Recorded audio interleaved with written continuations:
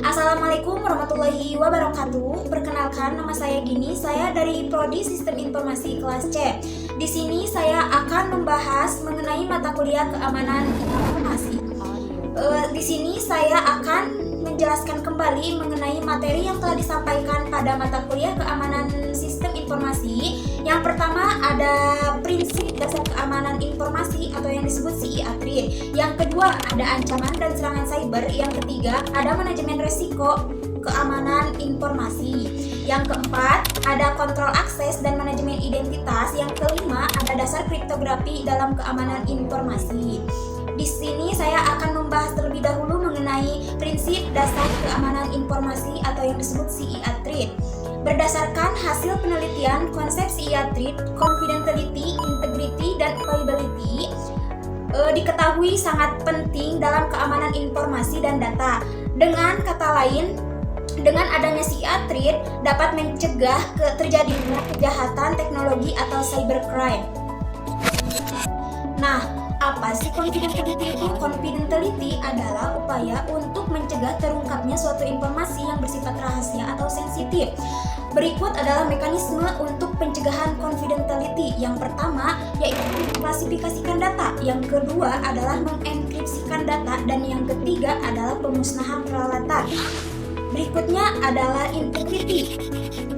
Integrity atau keamanan adalah di mana data yang tidak dapat dibuat, dihapus, dan diubah tanpa adanya proses otomatis. Berikut adalah tujuan dari integrity untuk mencegah modifikasi pengguna yang tidak memiliki hak akses.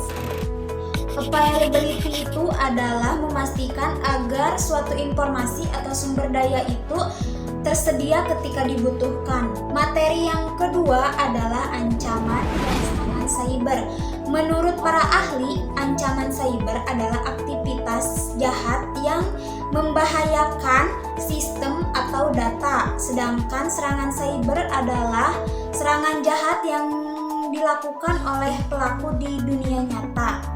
Jenis serangan cyber yang umum, yang pertama ada phishing, yang kedua yaitu ransomware, dan yang ketiga ada malware. Yang keempat yaitu social engineering, dan yang kelima yaitu unduhan drive, yang keenam yaitu man in the mud. Nah, bagaimana sih agar kita tidak terkena serangan cyber itu? Dan gimana sih cara untuk mencegahnya? Yang pertama yaitu dengan multi-factor authentication sebagai pertahanan awal. Yang kedua, hindari mengklik atau mendownload. Yang ketiga, perbarui perangkat lunak secara berkala. Yang keempat, perkuat akun dan sandi. Yang kelima, meningkatkan kesadaran diri. Yang keenam yaitu verifikasi permintaan. Materi selanjutnya adalah manajemen risiko keamanan informasi. Dalam implementasi ISO 27001 sampai 22022 pada aspek manajemen risiko keamanan informasi, instansi CXY menyusun struktur tanggung jawab berdasarkan prinsip RACI, yaitu responsible, accountable, konsultan, dan informan yang mengacu pada pedoman internal. Materi berikutnya adalah kontrol akses dan manajemen akses.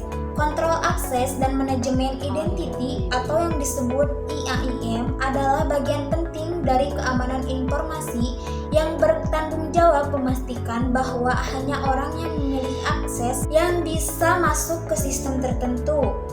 Dengan melibatkan 4 tahap utama, yaitu yang pertama identifikasi, yang kedua autentikasi, yang ketiga otorisasi, dan yang keempat yaitu audit. Jenis-jenis kontrol akses yaitu ada 3. Yang pertama discretionary access control atau DAC. Pemilik data menentukan siapa yang boleh mengakses. Yang kedua, mandatory access control, yaitu akses ditentukan oleh sistem berdasarkan level keamanan. Yang ketiga, role based access control, yaitu akses diberikan berdasarkan peran pengguna, misalnya admin, staf, atau mahasiswa. Materi yang terakhir adalah dasar kriptografi dalam keamanan informasi. Konsep kriptografi Kata kriptografi berasal dari bahasa Yunani, yaitu kriptos, yang berarti kriptografi adalah menulis secara tersembunyi. Dalam konteks teknologi, kriptografi adalah teknik matematis untuk menjaga kerahasiaan dan integriti data. Kriptografi memiliki 4 tujuan.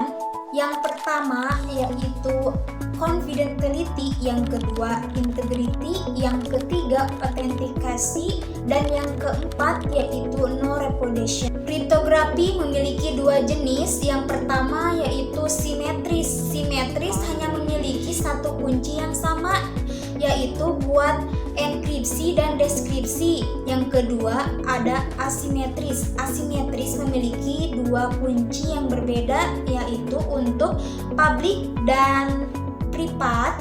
Dasar kriptografi itu ada 6 kalau gak salah, tapi di sini saya akan mengambil salah satunya, yaitu enkripsi. Enkripsi adalah proses mengubah data asli atau plain text menjadi bentuk tidak terbaca ciphertext agar informasi tersebut tidak bisa dipahami oleh pihak yang tidak berwenang.